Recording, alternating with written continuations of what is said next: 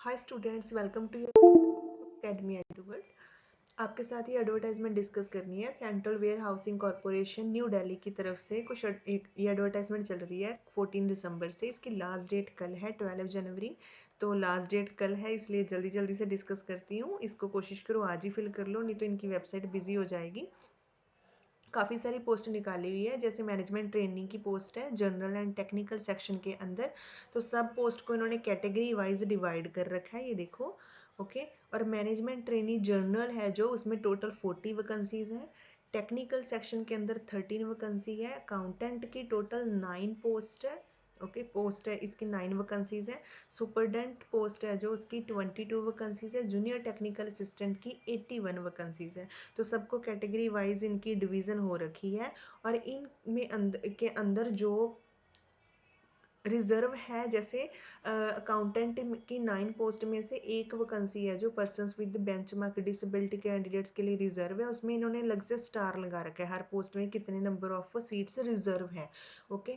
तो ये वाला मेंशन कर रखा है। सब में जो इन्होंने मैक्सिमम एज दे रखी है, जैसे मैनेजमेंट ट्रेनिंग में 28 ईयर्स है, टेक्निकल और जनरल सेक्शन दोनों के लिए। तो सब में एज दे रखी है, जैसे अकाउंटेंट के लिए 30 ईयर्स है। ओके। तो आपने जो एज अपनी काउंट करनी है वो 12, इनकी जो लास्ट डेट है कल 12 जनवरी, उसके अकॉर्डिंग आपने अपनी फाइनल एज काउंट करनी है। बट ये एज विदाउट रिलैक्सेशन है। जो कैटेगरी के स्टूडेंट्स हैं, जो रिजर्व कैंडिडेट्स हैं, उनके लिए एज में रिलैक्सेशन भी बता रखी है इन्होंने, वो आगे मेंशन कर रखा है कि किसको कितनी रिलैक्सेशन दे रहे हैं। तो इन्होंने रिलैक्सेशन भी दे रखी है, बट बिना रिलैक्सेशन की ये वाली एज रहेगी। तो इसके बिना ये वाली तो इनकी सैलरी स्केल है। तो ये जो पोस्ट है ये सारे के सारी A1 टेबल की डिस्कस कर रही हूँ मैं। इसी की तरह इन्होंने कुछ स्पेशल रिक्रूटमेंट ड्राइव भी निकाली है। इसमें ये कुछ स्पेशल रिक्रूटमेंट्स भी रख रहे हैं इस बार। बट वो जितने भी कैंडिडेट्स होंगे, ये पोस्ट दे रखी है A2। Okay. Special recruitment drive, इसमें क्या है, ये क्या करेंगे, ये जो कैंडिडेट्स होंगे, ये पोस्टिंग रहेगी इनकी UT of Ladakh, north eastern India के अंदर।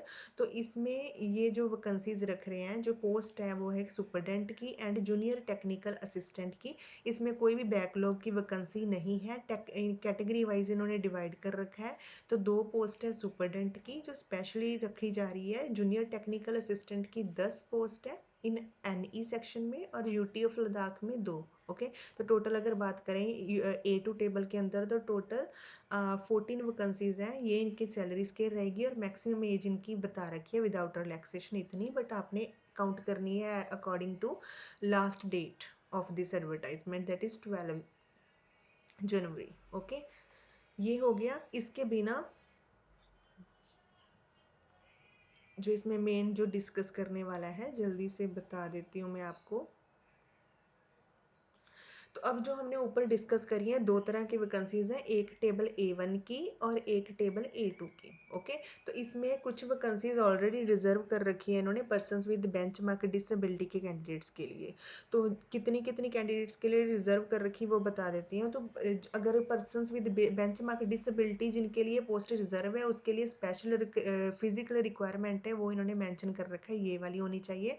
अगर A1 पोस्ट की बात करें, A1 टेबल के अंदर जितनी भी वैकेंसीज इन्होंने दे रखी हैं, उसमें से जैसे मैनेजमेंट ट्रेनी की है, उसमें से 2 पोस्ट है जो पर्सन्स विद बेंचमार्क डिसेबिलिटी के कैंडिडेट्स के लिए रिजर्व है, जो HH सेक्शन के अंदर आते हैं।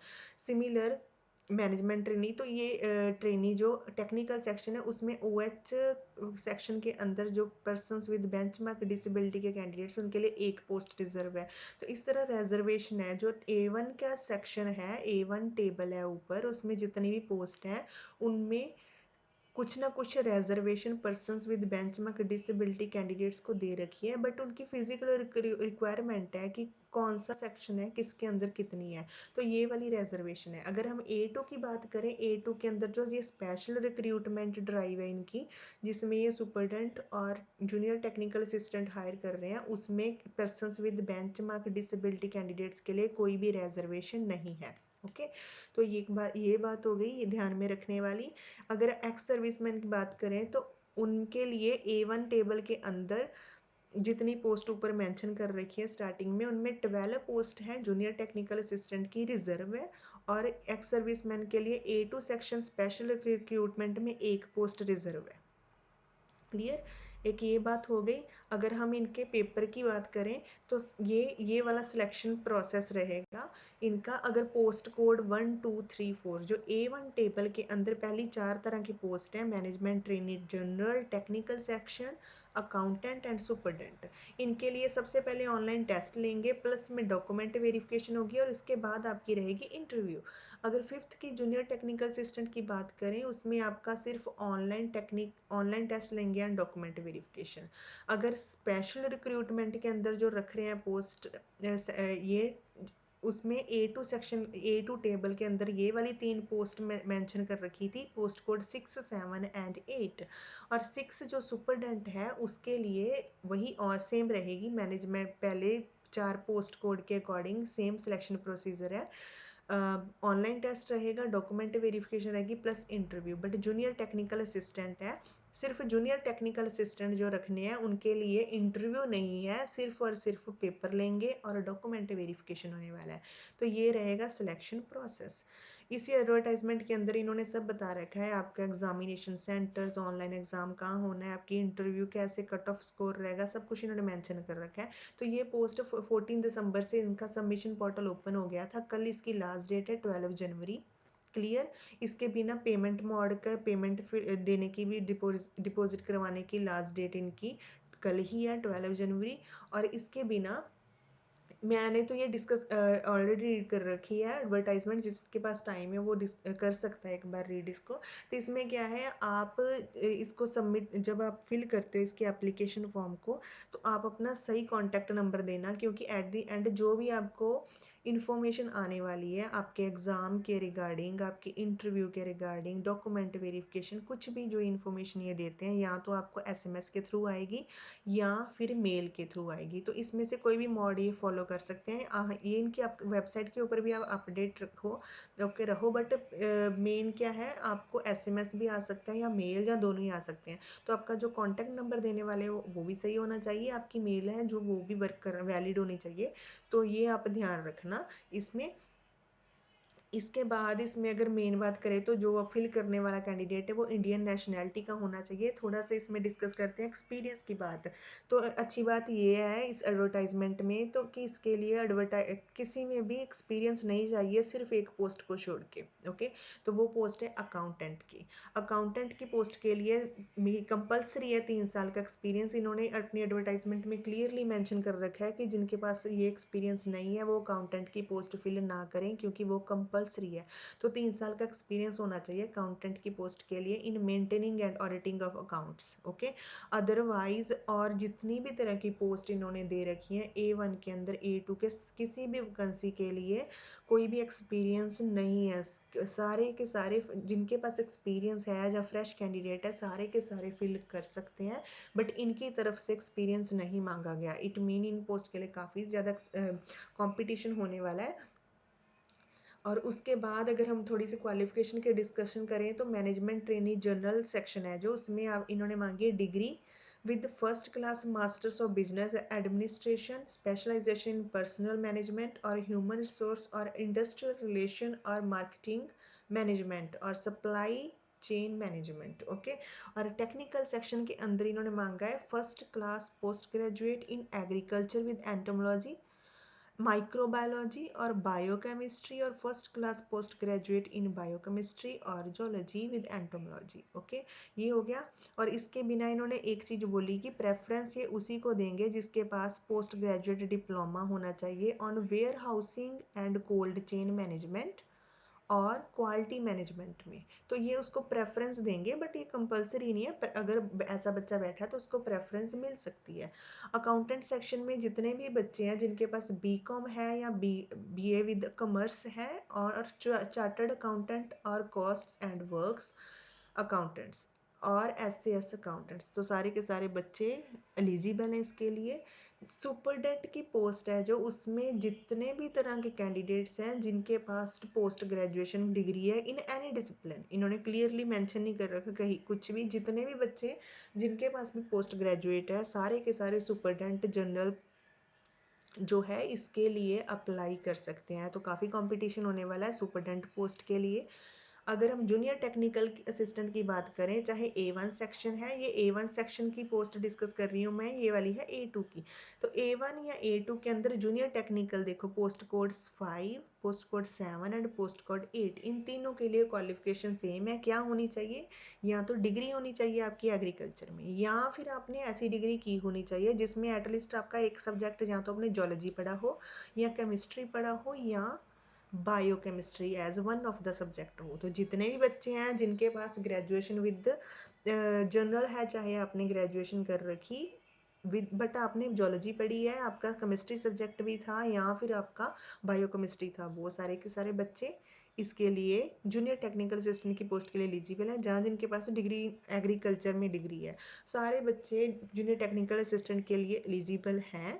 तो इसके लिए भी काफ़ी होना होगा, इसके लिए भी कंपटीशन जूनियर टेक्निकल असिस्टेंट के लिए। और मैंने इसको एडवर्टाइजमेंट को आगे पढ़ लिया है, इन्होंने क्लियरली मेंशन कर रखा है पहले कि जूनियर टेक्निकल असिस्टेंट जो पोस्ट है 5, 7 और 8, इन तीनों के लिए जिनकी काफ़ी हाई मेरिट आएगी उसी को ही सिलेक्ट करेंगे। तो आपकी मेरिट हाई होनी चाहिए इसके लिए, क्योंकि सारे के सारे बच्चे जो डिफरेंट बैकग्राउंड से आ रहे हैं, सारे के सारे इसमें बैठेंगे। इसके बाद अगर हम सुपरडेंट की बात करें, तो उसमें भी सेम ही है कि पोस्ट ग्रेजुएट जितने भी हैं सारे के सारे superintendent post code 7 and post code 6, इन दोनों के लिए क्वालिफिकेशन सेम ही है जो इनको चाहिए, post graduate in any discipline. Okay, सारे के सारे बच्चे फिल कर सकते हैं। तो superintendent and junior technical assistant के लिए कंपटीशन ज़्यादा रहेगा। और इसके बाद मेन डिस्कस करते हैं अगर रिलैक्सेशन, तो ये सारे कैंडिडेट्स हैं कैटेगरी के, schedule caste, other backward persons with benchmark disability, ex serviceman. Okay, ये सारे के सारे बच्चे, इनको रिलैक्सेशन दे रखी है, ये हैं, आप देख लो अगर आप आते हो इस सेक्शन के अंडर। तो रिलैक्सेशन भी है, लास्ट डेट है जो इसको फिल करने की वो 12 जनवरी रहेगी। ओके, इसके बाद ये 5th पॉइंट, तो जो ओबीसी के कैंडिडेट हैं, ओके, तो ओबीसी के कैंडिडेट दो तरह के रहेंगे, एक रहेंगे क्रीमी लेयर, एक रहेंगे नॉन क्रीमी लेयर। तो अगर आप ओबीसी क्रीमी लेयर के अंडर हो तो आपको कोई भी रिजर्वेशन नहीं मिलने वाली। इन्होंने बोला है कि आप जनरल के अकॉर्डिंग ही फिल करोगे, आप फिल करते टाइम ही जनरल कैटेगरी सिलेक्ट कर सकते हो। अगर आप ओबीसी भी सिलेक्ट करते हो तो इसमें भी आपको जनरल के अकॉर्डिंग ही कम्पीट करेंगे, जनरल के अकॉर्डिंग ही आपको कंसिडर किया जाएगा। बाकी जो नॉन क्रीमी लेयर वाले स्टूडेंट्स हैं ओबीसी कैटेगरी के, वो सारे के सारे रिजर्वेशन ले सकते हैं, but OBC candidates coming in creamy layer are not entitled to OBC reservation, ये बात ध्यान में रखो। ओके, तो इसके बाद जो बच्चे पर्सन्स विद बेंचमार्क डिसेबिलिटी के हैं या एक्स सर्विसमैन है, इनके लिए इनकी कुछ डेफिनेशन है कि इनके पास ये होना चाहिए, ऐसा इनका रिक्वायरमेंट है। तो वो सारा का सारा इन्होंने मेंशन कर रखा है। तो ex serviceman and persons with benchmark disability, ये वाले सेक्शन रीड कर लो पहले फिल करने से। ओके, तो ये आप रीड कर सकते हो फिल करने से पहले।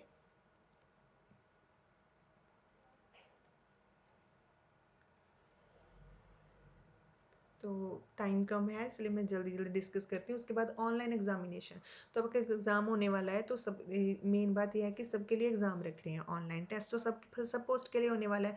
टोटल आपको 2.5 घंटे मिलने वाले हैं, जितनी भी पोस्ट है सबके लिए आपको 2.5 घंटे मिलने वाले हैं पेपर के लिए।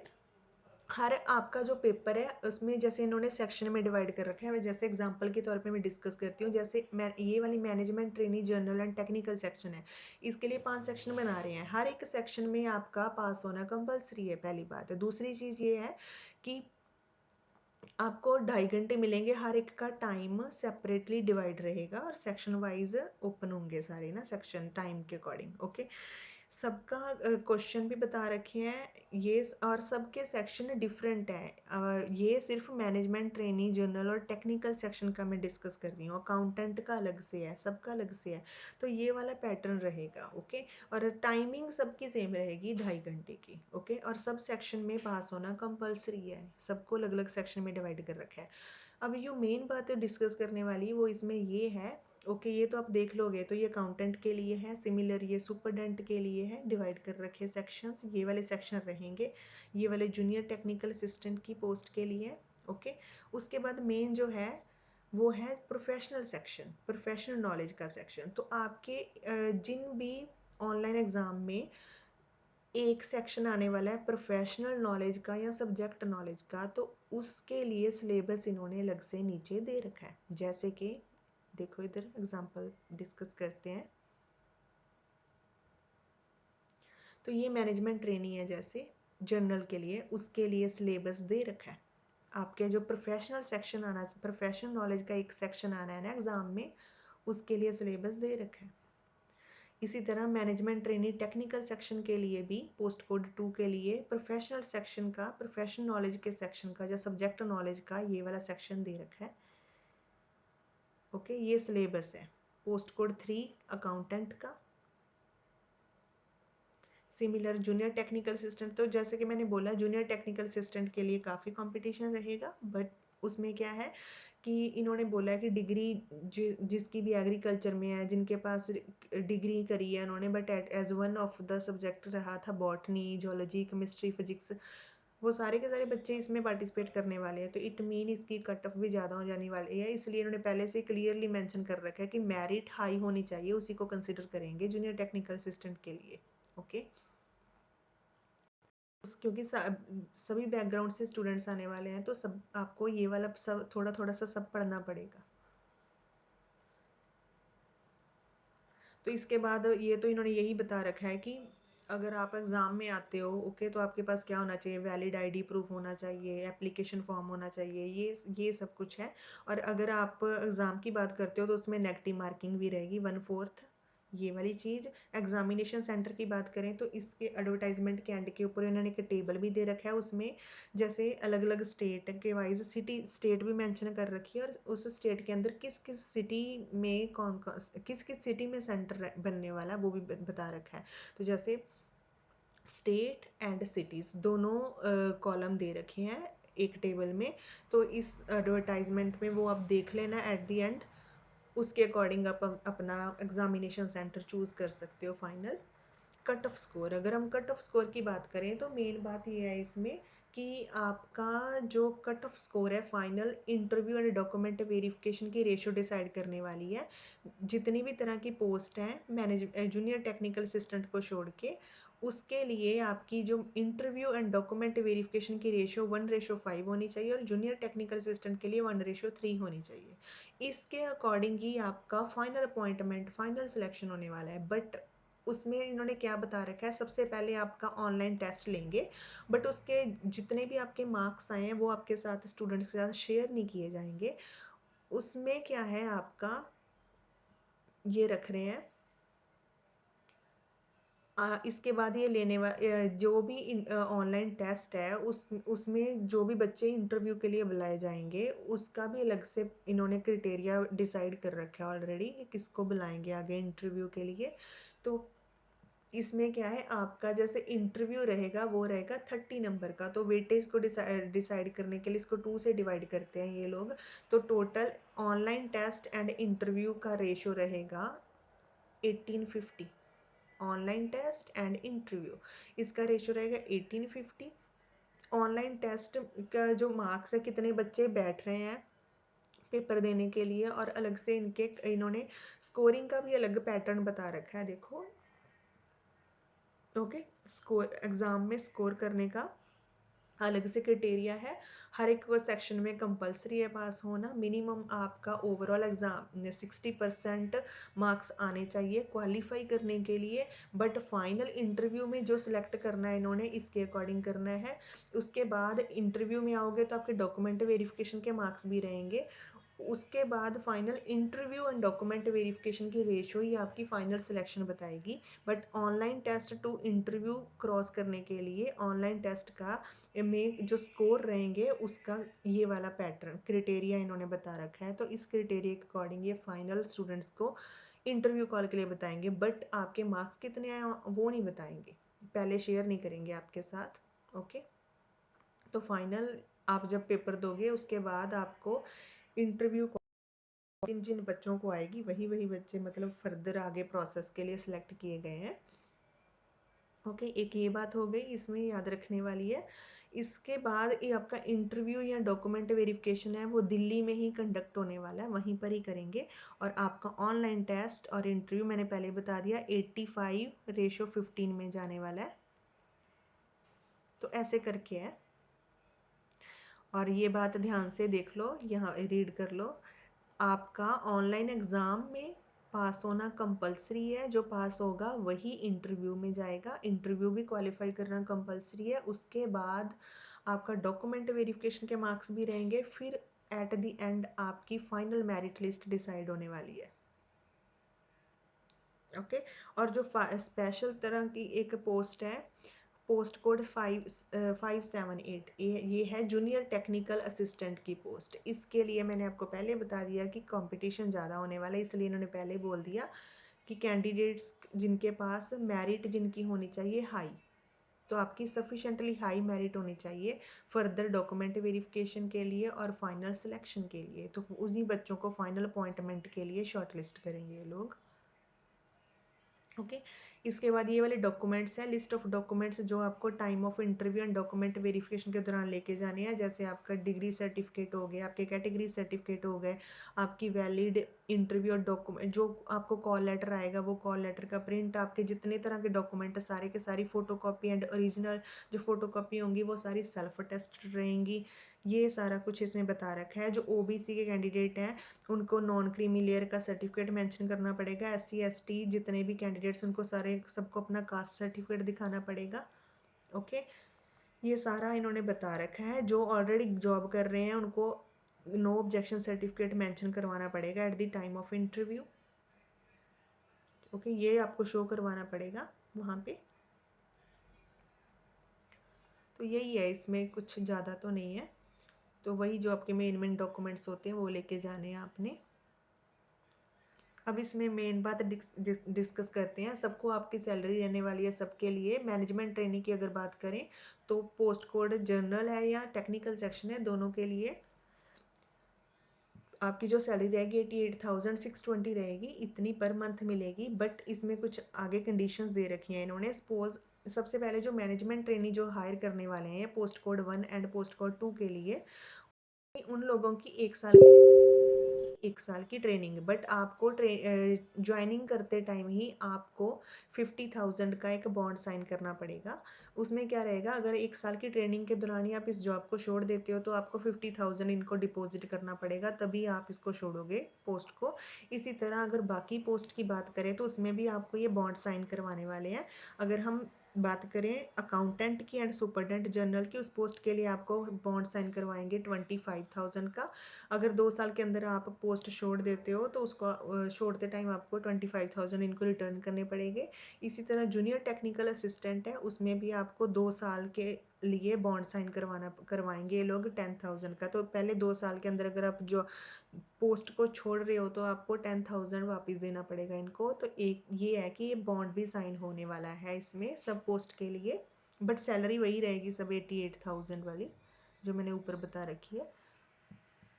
ओके। तो ये बता रखा है कि अगर एग्ज़ाम में आना है तो आपके पास क्या होना, वैलिड आईडी प्रूफ वगैरह होना चाहिए। बट इसके साथ ही ये बायोमेट्रिक लेंगे, चाहे आप एग्ज़ाम में आ रहे हो चाहे इंटरव्यू में, उसके दौरान आपकी बायोमेट्रिक होगी।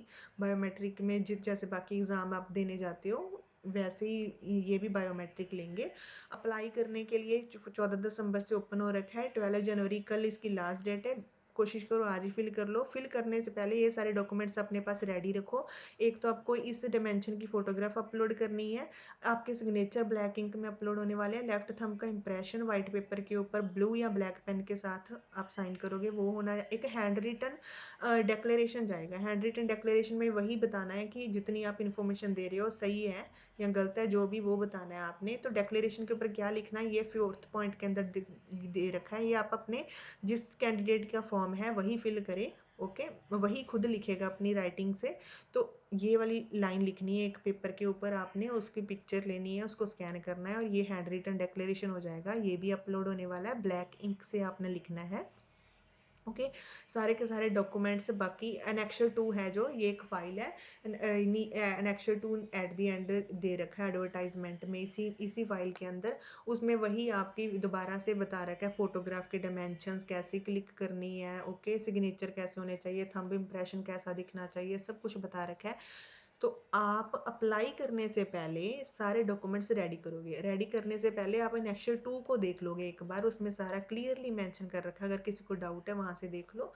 तो वो सारे अपने डॉक्यूमेंट रेडी करो, फिर आप ऑनलाइन फिल करो फॉर्म, क्योंकि ये सारे अपलोड होने वाले हैं, तो सबसे पहले रेडी रखो, नहीं तो अदरवाइज सेशन टाइम आउट हो जाता है, और वेबसाइट वैसे भी लास्ट डेट चल रही है आज और कल की, तो जल्दी फिर वर्क नहीं करती है, तो इसलिए पहले रेडी करके रखो सारे डॉक्यूमेंट्स अपने। अब एप्लीकेशन फ़ी की बात करते हैं, तो जो भी SC ST persons with bench mark disability, ex serviceman and women candidate, इनके लिए कोई भी एप्लीकेशन फ़ीस नहीं है, बट 500 इंटीमेशन चार्ज सबको देना पड़ेगा, इसलिए टोटल 500 रुपीज़ देने पड़ेंगे इनको। बाकी जितने भी OBC कैंडिडेट हैं, इकोनॉमिकली वीकर सेक्शन और जनरल कैंडिडेट्स अनरिजर्व है, सबका 850 application fees, 500 intimation charge add करने के बाद टोटल 1350 एप्लीकेशन टोटल फीस रहेगी इन कैंडिडेट्स के लिए। तो ये है, अगर आप एक से ज़्यादा पोस्ट फिल कर रहे हो तो आपको डिफरेंट एप्लीकेशन पेमेंट फ़ी देनी पड़ेगी सबके लिए। एक ये बात है, और एक ये बात डिस्कस इसमें है, क्योंकि बहुत ज़्यादा लंबी एडवर्टाइजमेंट है, मैंने रीड कर रखी है, तो मैंने आपको जल्दी जल्दी बता देती हूँ। अगर एक ही बच्चा एक से ज़्यादा अप्लाई करने चाह रहा है पोस्ट, तो आपको डिफरेंट एप्लीकेशन फ़ी देनी पड़ेगी। दूसरी चीज़ ये है कि अगर एक ही पोस्ट को आपने 2 बार सबमिट कर दिया, गलती से कर दिया, जहाँ कोई प्रॉब्लम थी उसमें गलती आपने दोबारा फिल कर दी, तो जो आपकी लेटेस्ट वाली एप्लीकेशन फॉर्म सबमिट हुआ है वही कंसिडर करेंगे ये लोग, पहले वाला कैंसिल कर देंगे। एक बात ये वाली है। और इसके बाद अगर आप सबमिट कर देते हो फाइनल, और आपका कोई भी कॉन्टैक्ट नंबर, कोई भी फ़ोन, मतलब कोई भी इंफॉर्मेशन जो आपने प्रोवाइड करी है उसमें कोई मिस्टेक है, तो वापस से करेक्शन विंडो शायद ओपन नहीं करेंगे, इसलिए जो भी आपने फिल करना है सबमिट करने से पहले ध्यान से फिल करना, क्योंकि उसके बाद कोई भी चेंज नहीं होने वाला। फिर चाहे आप इनको मेल करके भी चेंज करवाना चाह रहे हो तो ये चेंज नहीं करेंगे, इसलिए आपको फिल ही ध्यान से करना पड़ेगा, ये इन्होंने क्लियरली पहले ही मैंशन कर रखा है। ओके। और एप्लीकेशन पेमेंट जो सबमिट करनी है उसके अलग अलग से मोड हैं काफ़ी सारे, वो उन्होंने बता रखे हैं। और सबसे पहले हम बात करते हैं फिल कैसे करना है। आप इसकी साइट पे जाओगे, इसके ऊपर क्लिक करोगे, ये लिंक ओपन होगा, उसके बाद click here to apply for advertisement this one, ये आ जाएगा, ओपन करोगे, उसके बाद आप एक विंडो ओपन होगी, उसके बाद ऊपर आप रजिस्टर करोगे। Okay, as a new register करोगे, अपना नेम, कॉन्टैक्ट डिटेल, मेल, सब कुछ जो वैलिड है वही open, email ID, contact number जो चल रहा है, क्योंकि उसके ऊपर ही आपको एसएमएस आएगा, मेल आएगी। तो याद रखो, ये आप इनकी साइट के ऊपर तो अपडेट रखने रहना ही रहना है आपने। आपको एसएमएस या मेल ही आने वाली है ज़्यादातर, इन्होंने जो मेंशन कर रखा है, तो आपके जो वैलिड है वही दो। अगर आपको इन केस एसएमएस या मेल नहीं पहुंच रही, तो आप समझ लेना कि आपका एप्लीकेशन फॉर्म सक्सेसफुली रजिस्टर नहीं हुआ था, सबमिट नहीं हुआ था। तो ये भी ना, सब मैंने ऐसे नहीं बोल रही हूँ, मैंने रीड कर लिया, आपके पास टाइम है तो एक बार रीड कर लेना एडवर्टाइजमेंट को अच्छी तरह से। तो आप ये चीज़ ध्यान में रखना कि अपना कॉन्टैक्ट नंबर एंड मेल सही जो है वैलिड चल रही है वही देना। ओके। अगर हम पेमेंट की बात करें तो ओके, आप इसके बाद क्या करोगे, आपने सब सारा फिल कर दिया, रजिस्टर कर दिया, उसके बाद आपका वही ऑनलाइन फॉर्म खुल जाएगा, सेक्शन वाइज स्टेप वाइज सारा आप फिल करो, अपनी डिटेल वगैरह अपलोड करो, जितने डॉक्यूमेंट्स आपने रेडी करके बैठे हो। उसके बाद होगी आपकी पेमेंट। पेमेंट के काफ़ी सारे मोड हैं सारे, जैसे debit card, credit card, internet banking, सब इन्होंने बता रखा है। वो जब ओपन करोगे ना, आप पेमेंट करोगे, तब वहाँ पे दिखा देगा आपको। पेमेंट करते टाइम जो मेन चीज़ आपने ध्यान रखनी है कि इन्होंने पहले बता दिया है कि पेम एक तो साइट वैसे बिजी रहती है, पेमेंट ट्रांसफ़र स्लो हो सकती है, सम टाइम ऐसी प्रॉब्लम आ सकती है कि पेमेंट होने में टाइम लग सकता है। इसलिए जब आपने एक बार मेक पेमेंट कर दिया, उसके बाद ना तो आप बैक भी नहीं क्लिक करोगे, ना ही आपको उस पेज को रिफ्रेश करोगे। इन दोनों ही केसेस में अगर आपकी पेमेंट कट हो जाती है तो वो नॉन रिफंडेबल रहेगी। क्यों? क्योंकि इन दोनों ही केस में आपको ई रिसिप्ट नहीं जनरेट होगी। ऐसा करने पे ई रिसिप्ट जनरेट नहीं होगी, तो उस केस में आपके पास कोई प्रूफ नहीं है, ई रिसिप्ट जनरेट नहीं हुई, और आपके पास कोई पेमेंट की डिटेल नहीं है, एप्लीकेशन फॉर्म सबमिट नहीं होगा। ओके। तो उसके केस में आपको दोबारा फिल करना पड़ेगा। अगर पहले वाले में पेमेंट कट गई होगी तो वो आपको वापस नहीं मिलने वाली। ओके, इसमें ये लोग रिस्पॉन्सिबल नहीं रहेंगे, इसलिए ये चीज़ ध्यान रखनी है। पेमेंट करते टाइम थोड़ा सा पेशेंस रखना है। बैक का स्टेप क्लिक बैक नहीं क्लिक करना और रिफ्रेश नहीं करना उस पेज को। वेट करना है जब तक पेमेंट हो नहीं जाती, और फिर आपके पास एक ई रिसिप्ट आएगी, उसको डाउनलोड कर लेना है। और उसके बाद ही आप एक जो आपने फॉर्म फिल करा है उसको प्रीव्यू करके देखोगे कि जो डिटेल चेक कर लेना, जो भी आपने फिल करी सब कुछ वेरीफाई करने के बाद अच्छे से फिर आप सबमिट करोगे एट द एंड। ओके, तो पेमेंट वाला स्टेप ध्यान से और प्रीव्यू में जाके जरूर देखना है कि जो आपने करा है डाउन, मतलब जो फिल करा है, कोई आपका नाम कॉन्टैक्ट नंबर कुछ गलत तो नहीं फिल हो गया, उसको ध्यान से देख लेना। फिर एट द एंड आप सबमिट करना। सबमिट होने के बाद कोई भी चेंज नहीं होने वाला, ना आप कर सकते हो ना ही ये लोग आपको करके देंगे। ओके, ये वाली बात ध्यान से। ओके, तो ये फिर से वापस से डिस्कस कर रही हूँ। अगर आपको कोई भी एसएमएस या मेल नहीं आ रही, इन्होंने बोला जो आपने प्रोवाइड करी थी मेल आईडी या कॉन्टैक्ट नंबर उसके ऊपर नहीं आ रही, then they may consider that their online application has not been successfully registered. Clear ये वाली बात? तो बस ये वाली चीज़ें थी इसमें, कुछ इससे ज़्यादा तो कुछ खास नहीं है। मेरे मेरे पॉइंट मैंने सारे आपके पास साथ डिस्कस कर लिए हैं। एक से ज़्यादा पोस्ट के लिए आपको डबल एप्लीकेशन, जहाँ जितने भी पोस्ट फिल करोगे उसके लिए एप्लीकेशन फ़ीस अलग से लगेगी। ओके, अगर एक कोई बार बार अपलोड सबमिट कर रहे हो तो लेटेस्ट वाला कंसिडर होगा। सबके लिए फॉर्म जो भी इनको कैसा थंब इम्प्रेशन चाहिए, कैसी आपकी पिक्चर, सब कुछ इन्होंने डायमेंशन सब बता रखा है। फिर भी आपको क्लियर नहीं होता तो फिल करने से पहले नेक्स्ट 2 फाइल जरूर देख लेना। इसी पीडीएफ फाइल में नीचे है, मैं आपको दिखा भी दूंगी, तो वो सब कुछ है इसमें। ओके, ये तो ये बता रखा है कि अगर पेपर देने आते हो ऑनलाइन तो ये वाली आइटम्स कैरी करनी है, ये नहीं करनी, वो बता रखा है इस सेक्शन के अंदर। तो ये एग्ज़ाम देने से पहले आपने चेक करना है सेक्शन। मेन है आज इसकी कल लास्ट डेट है, मेन है इसको फिल करना। ओके, तो अगर आपके पास वैलिड एक्सपीरियंस है, ओके, सारे आपके डॉक्यूमेंट्स रेडी हैं, तो आप इसको फिल कर लो। जो भी आपकी कॉल लेटर कोई भी इंटीमेशन आने वाली है आपको, क्योंकि ये 500 चार्जेस अलग से दे रहे हैं, ले रहे हैं आपसे एप्लीकेशन फ़ीस के साथ, तो ये आपको मेल या एसएमएस ज़रूर करेंगे, पर्सनली तौर पे आपको इन्फॉर्म करेंगे। साइट के ऊपर भी आप अपडेट रहना इनके। ओके, बस यही था इसके अंदर मेन एडवर्टाइजमेंट में। ये है examination centre. Okay, state wise cities सारी बता रखी हैं कहाँ होने वाला है, तो इसके अकॉर्डिंग आप अपना एग्जामिनेशन सेंटर चूज़ कर लो। उसके बाद ये वाला है नेक्स्ट 2 फाइल जिसके बारे में डिस्कस कर रही हूँ। इसमें बता रखा है आपकी फ़ोटोग्राफ इमेज कैसी होनी चाहिए, ठीक है, आपका थंब इम्प्रेशन, आपके सिग्नेचर कैसे होने चाहिए, ये सब कुछ इसमें क्लियरली मेंशन कर रखा है। ओके, सारे डॉक्यूमेंट्स कैसे अपलोड करने हैं, ये नेक्स्ट 2 फाइल बहुत ही ध्यान से रीड करो पहले, फिर अपने डॉक्यूमेंट्स रेडी करो, फिर फिल करने बैठना। ओके, और पेमेंट वाले टाइम जब पेमेंट हो रही हो तब पेशेंस रखने हैं। ओके, पेमेंट हो जाए, ई रिसिप्ट जनरेट हो जाए, उसको डाउनलोड कर लेना, फिर ही रखना। और अपनी एप्लीकेशन फॉर्म जब सबमिट हो जाता है उसकी जो पीडीएफ फाइल आएगी उसको भी डाउनलोड करके रखना, क्योंकि जब आप इंटरव्यू वगैरह के लिए जाएंगे इसमें उसको साथ लेकर जाओगे ना। ओके, तो ये टेंटेटिव प्लेसेस है जहाँ पर आप फाइनल सिलेक्शन के बाद पोस्टिंग रहती है इनकी हर स्टेट में, सिटीज़ इन्होंने मेंशन कर रखी हैं। बस यही है, ये वाले डॉक्यूमेंट्स हैं। अगर आप भूल जाओ कि कौन से और अपलोड करने वाले तो एक बार इसको देख लेना, इनमें से कोई हो सकता है जो अगर आपने अपलोड करना है ये। ओके, तो ये सारे डॉक्यूमेंट्स का फॉर्मेट है, आगे दे रखा है।